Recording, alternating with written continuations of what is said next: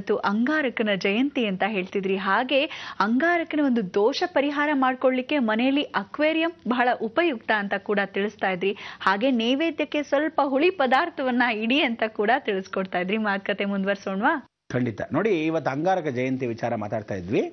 ಹುಳಿ ಪದಾರ್ಥಗಳು ಬಹಳ ಮುಖ್ಯ ಅಂತ ಹೇಳ್ತಾ ಇದ್ದೆ. ಯಾವತ್ತು ಅಂಗಾರಕ ಜಯಂತಿಯನ್ನು ಇವತ್ತು ನೀವು ಮಾಡಬೇಕಾದ ನೈವೇದ್ಯ ಬಹಳ ಮುಖ್ಯ. ಅದಕ್ಕೆ ಏನು ಹೇಳ್ತೀವಿ, ಅನ್ನವನ್ನು ತಿನ್ನಬಾರ್ದು. ಯಾಕೆಂದರೆ ಇವತ್ತು ಪ್ರದೋಷ ಬೇರೆ. ಪ್ರದೋಷದ ದಿವಸ ಏನು ಹೇಳ್ತೀವಿ, ಉಪಹಾರಗಳನ್ನು ಮಾಡ್ಕೊಳ್ಳಿ.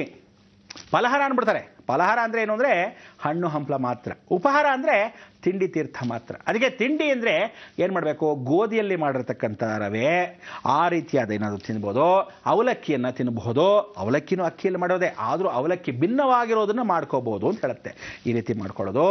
ಸಜ್ಜಿಗೆ ಮಾಡ್ಕೊಳ್ತಕ್ಕಂಥದ್ದು. ಅನ್ನ ಅಂದರೆ ಮುಸುರೆ ಪದಾರ್ಥಗಳನ್ನು ಯಾವುದು ಮಾಡಬೇಡಿ. ಸರಿ, ಸಂತೋಷ. ಸರಿ, ಏನು ಮಾಡೋದಪ್ಪ, ಹುಳಿ ಪದಾರ್ಥದಲ್ಲಿ ಅವಲಕ್ಕಿ ಚಿತ್ರಾನ್ನ ಮಾಡಿ, ಬೇಡ ಅಂದಿಲ್ಲ. ಆಗ ಅದನ್ನು ದೇವರಿಗೆ ನೈವೇದ್ಯ ಮಾಡ್ಬೋದು. ಈ ಅವಲಕ್ಕಿಯನ್ನು ಮಾಡಿಕೊಂಡಾಗ ಪರಿವರ್ತನಾ ಸ್ವರೂಪಕ್ಕೆ ನೀವು ಪ್ರದೋಷ ಸೇವೆನೂ ಆಯಿತು, ಹುಳಿ ಅಂಶವಾಗಿರ್ತಕ್ಕಂಥದ್ದು ಮಾಡ್ಬೋದು. ಅದರಲ್ಲಿ ಪಾನಕ ಕೋಸಂಬರಿ ಬಹಳ ಮುಖ್ಯ. ಕೋಸಂಬರಿಗೆ ಯಾವತ್ತೋ ನಿಂಬೆಹಣ್ಣು ಹಿಂಡಿ ತೆಂಗಿನಕಾಯಿ ಹಾಕಿ ಭಾಳ ಲಕ್ಷಣವಾಗಿ ಮಾಡ್ಕೋಬೋದು, ಬೇಡ ಅಂದಿಲ್ಲ. ಕೋಸಂಬರಿಯನ್ನು ಯಾವತ್ತು ಹೆಸರುಬೇಳೆ ಬಹಳ ಮುಖ್ಯ. ತಂಪಾಗಿರೋದು ಅಮ್ಮನವ್ರಿಗೆ.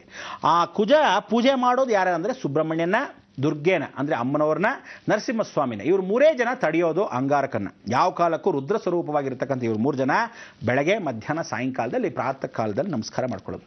ಅದಕ್ಕೆ ನಿತ್ಯ ಜೀವನದಲ್ಲಿ ಧರಣಿ ಅಂದರೆ ಭೂಮಿ, ಗರ್ಭ ಸಂಭೂತಂ ವಿದ್ಯುತ್ತಾಂಕಿತ ಸಮಪ್ರಭಂ. ಕರೆಂಟು ಉತ್ಪತ್ತಿ ಆಗಬೇಕಾದ್ರೂ ಕುಜ ಬೇಕು. ಕುಜ ಎಲ್ಲಿಂದ ಬರ್ತಾನೆ, ಭೂಮಿ ಇಲ್ಲದೇ ಬರ್ತಾನೆ. ಅದಕ್ಕೆ ಅರ್ಥಿಂಗ್ ಆಗಬೇಕಾದ್ರೆ ಕಂಟ್ರೋಲ್ ಮಾಡೋದು ಯಾರೋ, ಶನೇಶ್ವರ. ಅದಕ್ಕೆ ಇಜ್ಜಲನ್ನ ತೆಗೆದು ನಾವು ಅರ್ಥಿಂಗ್ ಮಾಡಬೇಕಾದ್ರೆ ಕರೆಂಟನ್ನು ಕೊಟ್ಟಾಗ ಭೂಮಿ ಒಳಗೆ ಎಷ್ಟು ಸುರಿತೀವಿ ಅಂದರೆ, ಉಪ್ಪು ಏನೋ ಕುಜ ಅಲ್ವೇ, ಅದನ್ನು ಸುರಿತೀವಿ. ಇಜ್ಜಲು ಮೂಟೆಗಟ್ಟಲೆ ಸುರಿತೀವಿ. ಅದಕ್ಕೋಸ್ಕರ ಎಲ್ಲ ಮಾಡಿದಾಗ ಎರಡು ಮಿಶ್ರಣ ಏನಾಯಿತು, ಆ ಹುಳಿ ಅಂಶ ಶನಿ ಜೊತೆ ಕುಜ ಸೇರಿದಾಗ ಯಾವ ಕಾಲಕ್ಕೂ ಮನೆ ಒಳಗೆ ಕರೆಂಟ್ ಇದ್ದಾಗ. ಅದಕ್ಕೆ ಅಂಥವ್ರಿಗೆ ಕೋಪ ಜಾಸ್ತಿ. ಮನೆಯಲ್ಲಿ ವಾಸ್ತುಯುತವಾಗಿ ಜೀವನವನ್ನು ಮಾಡ್ಕೊಂಡು ಹೊರಟೋಗ್ತೀವಿ, ಭಾಳ ಸಂತೋಷ. ಆದರೆ ಕುಜದೋಷವನ್ನು ಹೇಗೆ ಕಳೆಯೋದು?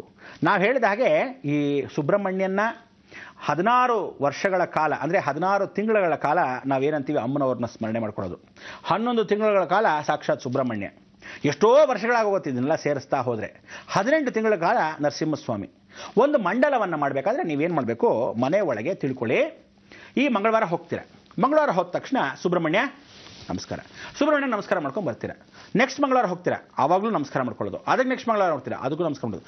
ಅಂದರೆ ಪ್ರತಿದಿನವೂ ಮಂಗಳವಾರ ಬಂದಾಗೆಲ್ಲ ನಮಸ್ಕಾರ ಮಾಡ್ಕೋಬೇಕು. ಆದರೆ ತಿಂಗಳಿಗೆ ಒಂದು ಮಂಗಳವಾರ ಜ್ಞಾಪಕ ಇಟ್ಕೊಳ್ಳಿ, ತಿಂಗಳಿಗೆ ಒಂದು ಮಂಗಳವಾರ ಮಾತ್ರ ಸುಬ್ರಹ್ಮಣ್ಯಗೆ ಕಡಲೆಕಾಳು ಉಸ್ಲಿಯನ್ನು ನೈವೇದ್ಯ ಮಾಡಿಸ್ಬೇಕು. ಆ ದೇವಸ್ಥಾನದಲ್ಲಿ, ಪರ್ಟಿಕ್ಯುಲರ್ ದೇವಸ್ಥಾನ ಯಾವುದಾದ್ರೂ ಪರವಾಗಿಲ್ಲ.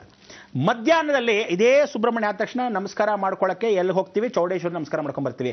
ಆದರೆ ನೈವೇದ್ಯ ಸುಬ್ರಹ್ಮಣ್ಯನಿಗೆ ಕಡಲೆಕಾಳು ನೈವೇದ್ಯವನ್ನು ಮಾಡಿಸಿದ ದಿನ, ಆ ತಿಂಗಳಲ್ಲಿ, ಆ ವಾರದಲ್ಲಿ, ಆವತ್ತಿನ ದಿವಸಕ್ಕೆ, ಆ ಮಂಗಳವಾರದಲ್ಲಿ ಯಾವ ಕಾಲಕ್ಕೂ ಚೌಡೇಶ್ವರಿಗಾಗಲಿ ಅಮ್ಮನವ್ರಿಗಾಗಲಿ ನೈವೇದ್ಯ ಇಲ್ಲ, ನರಸಿಂಹಸ್ವಾಮಿಗೂ ಇಲ್ಲ. ಇವರಿಬ್ಬರು ನೆಕ್ಸ್ಟ್ ಮಂತ್ ಅಂದರೆ ಈ ತಿಂಗಳಲ್ಲಿ ಕಡಲೆಕಾಳು ಉಸ್ಲಿನ ಸುಬ್ರಹ್ಮಣ್ಯಂಗೆ ಮಾಡಿದ್ರೆ, ನೆಕ್ಸ್ಟ್ ತಿಂಗಳು ಚೌಡೇಶ್ವರಿಗೆ ನಾವೇನು ಮಾಡ್ತೀವಿ, ನಿಂಬೆಹಣ್ಣು ಪಾನಕ ಕೋಸಂಬರಿಯನ್ನು ಮಾಡ್ಕೊತೀವಿ. ಆವತ್ತು ಕಡಲೆಕಾಳು ಉಸ್ಲಿ ಆಗಲಿ, ಚಿತ್ರಾನ್ನ ಆಗಲಿ, ನರಸಿಂಹಸ್ವಾಮಿಗಾಗಲಿ ಸುಬ್ರಹ್ಮಣ್ಯನಿಗಾಗಲಿ ನೈವೇದ್ಯ ಇಲ್ಲ. ಅದಕ್ಕೆ ನೆಕ್ಸ್ಟ್ ತಿಂಗಳು ನರಸಿಂಹಸ್ವಾಮಿಗೆ ನೈವೇದ್ಯ ಮಾಡಿಸ್ತೀವಿ. 3ನೇ ತಿಂಗಳು ಚೌಡೇಶ್ವರಿಗಿಲ್ಲ, ಸುಬ್ರಹ್ಮಣ್ಯನಿಗಿಲ್ಲ. ಅವರಿಬ್ಬರಿಗೂ ಉಪವಾಸ. ಅಂದರೆ ಉಪವಾಸ ಅಂದರೆ ನಮಸ್ಕಾರ ಅಂತೂ ಮಂಗಳವಾರ ಮಾಡ್ತಾ ಇರಬೇಕು. ನೈವೇದ್ಯ ಆ ದೇವಸ್ಥಾನದಲ್ಲಿ ಇರಲ್ಲ, ಪಕ್ಕದ ದೇವಸ್ಥಾನ ನರಸಿಂಹಸ್ವಾಮಿಗಿರುತ್ತೆ, ಇವರಿಬ್ಬರಿಗೂ ಇರಲ್ಲ. ತಿರುಗಿ ಸುಬ್ರಹ್ಮಣ್ಯ ಟರ್ನು ಯಾವಾಗ ಬರುತ್ತೆ, 4ನೇ ತಿಂಗಳಿಗೆ ಜ್ಞಾಪಕ ಇಟ್ಕೋಬೇಕು. 4ನೇ ತಿಂಗಳಿಗೆ ಸುಬ್ರಹ್ಮಣ್ಯ ಮತ್ತೆ ತಿರುಗಿ ನೈವೇದ್ಯ ಕಡಲೆಕಾಳು ಉಸ್ಲಿಯನ್ನು ಮಾಡಿಸೋ ಸಮಯಕ್ಕೆ 2ನೇ ತಿಂಗಳು ಕಳೆದಿರ್ತೀರ. ಅಂದರೆ ನೈವೇದ್ಯ ಏನು ಮಾಡಿಸ್ತೀರಾ ಅದು ಲೆಕ್ಕ ನಿಮಗೆ. ತಿಂಗಳು 3 ತಿಂಗಳಾಗೋದಲ್ಲಪ್ಪ ಅಂದರೆ 3 ತಿಂಗಳು ಲೆಕ್ಕ ಅಲ್ಲ, 4ನೇ ತಿಂಗಳಲ್ಲಿ 2ನೇ ತಿಂಗಳಿಗೆ ಲೆಕ್ಕ. 2ನೇ ಸಲ ನೈವೇದ್ಯ ಮಾಡಿರೋದು ಆ ಸುಬ್ರಹ್ಮಣ್ಯನಿಗೆ ಸ್ಮರಣೆ. ಆವಾಗ ಅರ್ಥ ಏನು ಅಂದರೆ, ನೀವು 11 ತಿಂಗಳು ಏನು ಮಾಡ್ತೀರಾ ಅಂದರೆ 4 ತಿಂಗಳಿಗೆ 1 ತಿಂಗಳು ಅಂತ ಲೆಕ್ಕ ತಗೊಂಡಾಗ 4ನೇ ತಿಂಗಳು ಬಿದ್ದಾಗ 2ನೇ ತಿಂಗಳು ಬಿದ್ದಾಗ 2ನೇ ಸಲಿ ಅಂತ, ಅದಾದಮೇಲೆ 8ನೇ ತಿಂಗಳಿಗೆ ಬಿದ್ದಾಗ 3ನೇ ಸಲಿ ಅಂತ, ಅದಾದಮೇಲೆ 12ನೇ ತಿಂಗಳಿಗೆ ಬಿದ್ದಾಗ 4ನೇ ಸಲಿ ಅಂತ. ಹಾಗೆಯೇ ಒಂದೊಂದಾಗಿ ಹೆಚ್ಚಿಸ್ಕೊಂಡು ಹೋಗ್ತಾ ಇದ್ದಾಗ 11 ತಿಂಗಳು ಮುಗಿದ ಮೇಲೆ ಪಳನಿ ಕ್ಷೇತ್ರಕ್ಕೆ ಹೋಗಬೇಕು. ಅಬ್ಬಾ ಮಂಡಲ ಮುಗೀತು ಸುಬ್ರಹ್ಮಣ್ಯ, ನಮ್ಮ ಕುಜದೋಷನ 11 ತಿಂಗಳ ಕಾಲ ನೀನು ಕಳೆದಿದ್ಯಾ ಅಂದರೆ 4ಕ್ಕೆ 1 ತಿಂಗಳು ಲೆಕ್ಕ ತಗೊಂಡಾಗ 11 ತಿಂಗಳು ಮುಗಿಯೋಕ್ಕೆ ಎಷ್ಟು ದಿವಸ ಬೇಕು ಅಲ್ವಾ?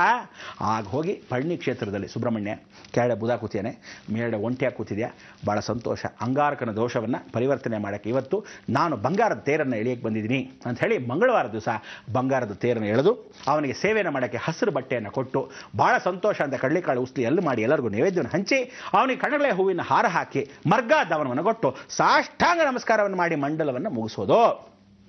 ಆದರೆ ಈ ಚೌಡೇಶ್ವರಿಗೆ ಹಾಗೆ ಮಾಡ್ತಾ ಹೋಗ್ತಾ ಇರುತ್ತೆ. ಇವಳಿಗೂ 4 ತಿಂಗಳಿಗೊಂದ್ಸಲ 1 ತಿಂಗಳು ಲೆಕ್ಕ ಹೋಗ್ತಾ ಏನಾಯಿತು, ತಂಜಾವೂರು ಮಹಾದೇವಿಯಾಗಿರ್ತಕ್ಕಂಥ ಮಾರಿಯಮ್ಮನಿಗೆ ನಾವು ಹೋಗಿ ದರ್ಶನವನ್ನು ಮಾಡಿದಾಗ, ಅದಕ್ಕೆ ಮೀಸಲ್ಸ್ ಯಾವಾಗಲೂ ಅಮ್ಮ ಬಂದಾಗ ನೀವು ಸ್ಮರಣೆ ಮಾಡ್ಕೋಬೇಕಾದ್ರೆ ಕೂಜನಿಗೆ ಒಳಭಾಗದಲ್ಲಿ ಕೂಜ ಬೇಗ ಒಣಗಬೇಕಾದ್ರೆ ಏನು ಮಾಡಬೇಕು, ಅಮ್ಮ ಅಂತ ಹೇಳಿ ಗ್ರಾಮ ದೇವತೆನ ಪೂಜೆ ಮಾಡಬೇಕು. ಅದಕ್ಕೆ ಮೊಸರನ್ನ ಹಾಕಿ ಅಂತೀವಿ. ಆ ಮೊಸರನ್ನ ಹಾಕಿ ಬಂದರೆ ಏನಾಗುತ್ತೆ, ಈ ಯಾವ ಕಾಲಕ್ಕೂ ದೊಡ್ಡಮ್ಮ ಚಿಕ್ಕಮ್ಮ ಅಂತ ಹೇಳ್ಬಿಟ್ಟು ದೇಹದಲ್ಲಿ ಬರ್ತಕ್ಕಂಥ ಅಮ್ಮ ಬರುತ್ತಲ್ಲ, ಅಂದರೆ ಸ್ಮಾಲ್ ಪಾಕ್ಸು, ಚಿಕನ್ ಪಾಕ್ಸು, ಮೀಸಲ್ಸು ಎಲ್ಲ ಬಂದಾಗ ಇದನ್ನೆಲ್ಲ ದೂರ ಮಾಡೋದು ಆ ಅಮ್ಮನವರೇ. ಇದಕ್ಕೆಲ್ಲ ಅಂಗಾರಕ ಕಾರಣ. ಆ ಅಂಗಾರಕ ದೋಷ ಇದ್ರೇ ಇದರ ಕಾರಣ ಎತ್ತು ಹಾಕ್ಬಿಡ್ತಾನೆ. ಎಲ್ಲಿ ಅಂದರೆ ಯಾವ ಕಾಲಕ್ಕೆ ಆ ದೋಷಗಳು ಯಾವ ರೀತಿ ಇರುತ್ತೋ ಗೊತ್ತಿಲ್ಲ. ಅದಕ್ಕೆ ವಂಶ ಪಾರಂಪರ್ಯವಾಗಿ ಬರಬಾರ್ದು ಈ ದೋಷಗಳು. ಯಾವ ಕಾಲಕ್ಕೂ ಕರ್ಮಗಳನ್ನು ಕಳ್ಕೋಬೇಕು, ಅತಿ ಶೀಘ್ರ ಋಣ ತೀರಿಸ್ಕೋಬೇಕು ಅಂದರೆ ಅಮ್ಮನವ್ರ ಹತ್ರ ಸ್ಮರಣೆ ಮಾಡ್ಕೋಬೇಕು. 16 ತಿಂಗಳ ಕಾಲ ಅಂದರೆ 4ಕ್ಕೆ 16 ತಿಂಗಳಿಗೆ 1 ತಿಂಗಳು ಲೆಕ್ಕ. ಅವಾಗ ಎಷ್ಟು ವರ್ಷಗಳಾಯಿತು. ಆ ರೀತಿ ಹೋದಾಗ ಅದರ ಮುಗಿದಾಗ ತಂಜಾವೂರು ಮಾರಿಯಮ್ಮನಿಗೆ ಹೋಗಬೇಕು. ತಂಜಾವೂರು ಮಾರಿಯಮ್ಮನಿಗೆ ಇವತ್ತಿಗೂ ನೋಡ್ಬೋದು ಶೆಕೆ ಬೆವರ್ತಾ ಇರ್ತಾಳೆ. ಅವಳಿಗೆ ಅಲ್ಲೆಲ್ಲ ಹೀಗೇ ಇರುತ್ತೆ ಶೆಕೆಗಳು. ಯಾರಾದರೂ ಹೋಗಿ ಆ ಶೆಕೆನ ಹಾಗೆ ಒರೆಸಿದ್ರೆ ಸಾಕು, ಇವತ್ತಿಗೂ ಅಮ್ಮನವ್ರ ವಿಗ್ರಹದಲ್ಲಿ ಶೆಕೆ ಬರುತ್ತೆ. ಎಲ್ಲ ಒರೆಸ್ತಾರೆ ಅರ್ಚಕರು. ಅಂದರೆ ಇವರಿಗೆ ಅಕಸ್ಮಾತ್ ಅಮ್ಮ ಬಂದಿದ್ದಾಗಲಿ, ಮೀಸಲ್ಸ್ ಅಂದಾಗಲಿ, ಸ್ಮಾಲ್ ಪಾಕ್ಸ್ ಆಗಲಿ, ಚಿಕನ್ ಪಾಕ್ಸ್ ಆಗಲಿ ಬಂದಿದ್ದಾಗ ಆ ಶೆಕೆಯ ನೀರನ್ನ ಹೀಗೆ ತೆಗೆದು ಅವ್ರ ಮೇಲೆ ಹೀಗೆ ಪ್ರೋಕ್ಷಣೆ ಮಾಡ್ತಾರೆ ಬೇವಿನ ಮರದಲ್ಲಿ. ಎಷ್ಟು ವಿಶೇಷ ಅಂದರೆ ತಕ್ಷಣ ಹೊರಟೋಗುತ್ತೆ. ಅದಕ್ಕೆ ಆ 16 ತಿಂಗಳಲ್ಲಿ ಇಡೀ ಜಗತ್ತಿಗೆ ಗ್ರಾಮದೇವಿ ಆಗಿರ್ತಕ್ಕಂಥ ಒಬ್ಬಳೆ ತಂಜಾವೂರು ಮಾರಿಯಮ್ಮ. ಅವಳು ಇವತ್ತಿಗೂ ಭೂಗರ್ಭ ಸ್ವರೂಪದಲ್ಲಿದ್ದಾಳೆ. ಕೂಜನ ಅಂಗಾರಕನನ್ನು ಹಿಡಿದುಕೊಳ್ಳಲೆ ಅಂಗಾರಕ ಇವತ್ತಿಗೂ ಪೂಜೆ ಮಾಡ್ತಾನೆ. ಅಲ್ಲಿ ಹೋಗಿ ನೀವು ಸ್ಮರಣೆ ಮಾಡ್ಕೋಬೇಕಾದ್ದು ಬೇವಿನ ಎಲೆಗಳನ್ನು ಕೊಡಬೇಕು, ಕನಕಾಂಬರ ಹೂವನ್ನು ಹಾಕಬೇಕು. ಭಾಳ ವಿಶೇಷವಾಗಿರ್ತಕ್ಕಂಥದ್ದು ಕೆಂಪು ಸೀರೆ ಹಳದಿ ಬ್ಲೌಸನ್ನು ಕೊಡ್ತಕ್ಕಂಥ ವಿಚಾರ, ಕೆಂಪು ಸೀರೆ ಹಳದಿ ಬಾರ್ಡ್ರ್ ಕೊಡ್ತಕ್ಕಂಥ ವಿಚಾರ. ಗುಳಿಗೆ ಕೊಟ್ಟಾಗ ನೈವೇದ್ಯ ಮಾಡಿಸೋದೇನು ಅಂದರೆ ಗೂಡಾನ ಬೆಲ್ಲದನ್ನು ನೈವೇದ್ಯ ಮಾಡಿಸಿ ಮಾವಿನ ಸೊಪ್ಪಿನಲ್ಲಿ ಬೇವಿನ ಸೊಪ್ಪಲ್ಲಿ ಪರಿಪೂರ್ಣವಾಗಿ ಅಮ್ಮನವರಿಗೆ ದೇವಸ್ಥಾನಕ್ಕೆ ಅಲಂಕಾರ ಮಾಡೋಕ್ಕೆ ನೀವು ತೆಗೆದು ಕೊಡ್ತಕ್ಕಂಥದ್ದಾಗಲಿ, ಹೂವನ್ನು ಕೊಟ್ಟು ಅಲಂಕಾರ ಮಾಡಿಸೋದಾಗಲಿ, ನೈವೇದ್ಯವನ್ನು ಪಾನಕ ಕೋಸಂಬರಿ ಮಾಡಿಸೋದಾಗಲಿ ಎಲ್ಲ ಮಾಡಿ ನಮಸ್ಕಾರ ಮಾಡಿ ಒಳ್ಳೆ ಮಂಡಲ ಪೂಜೆ ಆಯ್ತಮ್ಮ. ಜಗನ್ಮಾತೆ ಸಾಷ್ಟಾಂಗ ನಮಸ್ಕಾರ. ಗಂಡಸರಿಗೆ ಸಾಷ್ಟಾಂಗ ನಮಸ್ಕಾರ, ಹೆಂಗಸರಿಗೆ ಬರೀ ನಮಸ್ಕಾರ, ಮೊಂಡಿ ಕಾಲು ಊರು ನಮಸ್ಕಾರ. ಇದಾದಮೇಲೆ ನರಸಿಂಹಸ್ವಾಮಿಗೆ ಹೋಗಬೇಕು. ನರಸಿಂಹಸ್ವಾಮಿಗೆ ಹೋಗೋಕ್ಕೆ ಬಹಳ ದೊಡ್ಡ ಊರಪ್ಪ. ಎಷ್ಟು ನರಸಿಂಹ, 1 2 3 4 5 6 7 8 9 9 ಜನ ನವರಂಧ್ರಗಳ ಸಮೇತ, ನವಗ್ರಹಗಳ ಸಮೇತ, ನವದೇವತೆಗಳ ಸಮೇತವಾಗಿರ್ತಕ್ಕಂಥ ನವನಾರಸಿಂಹ ಭಾಳ ಮುಖ್ಯವಾಗಿರೋನು ಜ್ವಾಲಾಮುಖಿ. ಅದಕ್ಕೆ ಇಂಥ ನರಸಿಂಹನಿಗೆ ಆ ಕ್ಷೇತ್ರಕ್ಕೆ 18 ತಿಂಗಳ ಮೇಲೆ ಹೋಗಬೇಕು. ಏನು ಮಾಡಬೇಕು, ಏನು ನೈವೇದ್ಯ ಕೊಡಬೇಕು, ಏನು ಸಾಷ್ಟಾಂಗ ನಮಸ್ಕಾರ ಕಾಯ್ತಾರೆ.